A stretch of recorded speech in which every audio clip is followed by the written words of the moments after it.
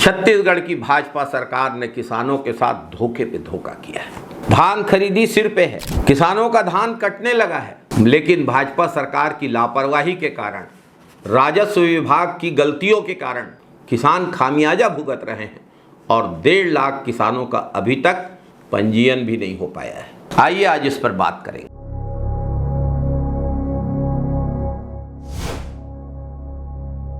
नमस्कार साथियों, किसानों की कमाई पे चलने वाली सरकार आज किसानों को एग्री स्टेक पोर्टल की प्रक्रियाओं में उलझाकर पंजीयन से और पंजीयन के द्वारा धान बेचने से वंचित कर रही है। डिजिटल इंडिया के कितने भी नारे लगाए जाएं, सच्चाई ये है कि जमीन पर लाखों किसान पोर्टल की परेशानियों से, नेटवर्क न आने के कारण, ऐप के सही काम न करने के कारण हैरान हैं, परेशान हैं, हलाकान हैं और पंजीयन से वंचित है। 27,69,095 किसानों में से अभी तक सिर्फ 26,12,181 किसानों का ही पंजीयन हो पाया है। यानी 1,66,915 किसान ऐसे हैं जिन्हें सिस्टम ने पंजीयन की प्रक्रिया से बाहर कर दिया है।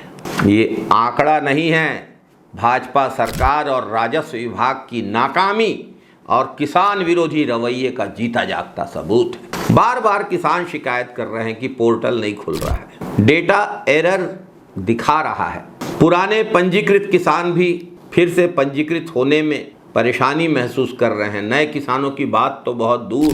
कांग्रेस की सरकार थी तो हम हर साल बड़े गौरव से कहते थे कि इतने नए किसान पंजीकृत हुए हैं इस साल। भाजपा सरकार के मंत्री, सत्ताधीश मंचों से भाषण देने में और इवेंट बाजी में व्यस्त हैं।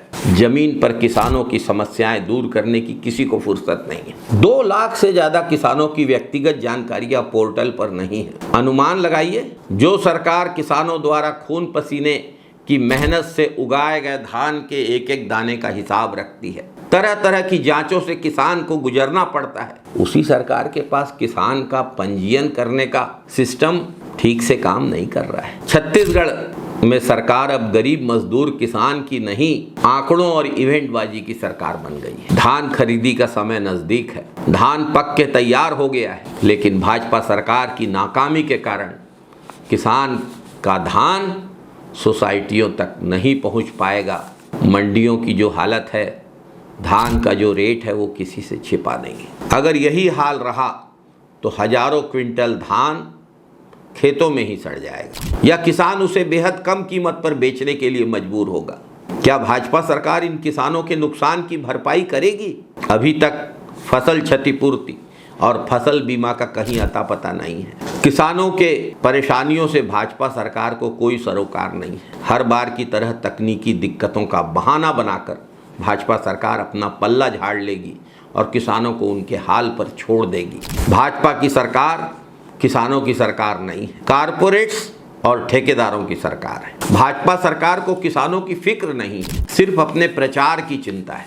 भाजपा सरकार को बताना चाहिए किसानों का पंजीयन आखिर कब तक पूरा होगा, इन परेशानियों को क्यों दूर नहीं किया जा रहा है। धान खरीदी के पंजीयन में जो गड़बड़ियां हुई, किसान को जो भटकना पड़ा है महीनों, उसका हिसाब कौन देगा? कोई देगा भी या नहीं देगा? जब किसान कमजोर होता है तो हमारा छत्तीसगढ़ कमजोर होता है। छत्तीसगढ़ में भाजपा सरकार ने किसानों को सिर्फ ठगा है, लूटा है, किसानों को उनके हक से वंचित किया है। सिस्टम की आड़ में किसानों का हक छीना जा रहा है। किसानों को राजीव गांधी किसान न्याय योजना के चौथे किस्त की राशि अब तक नहीं मिली है, जिसका प्रावधान बजट में करके गई थी कांग्रेस की सरकार। उस पैसे को हड़प लिया भाजपा की सरकार ने।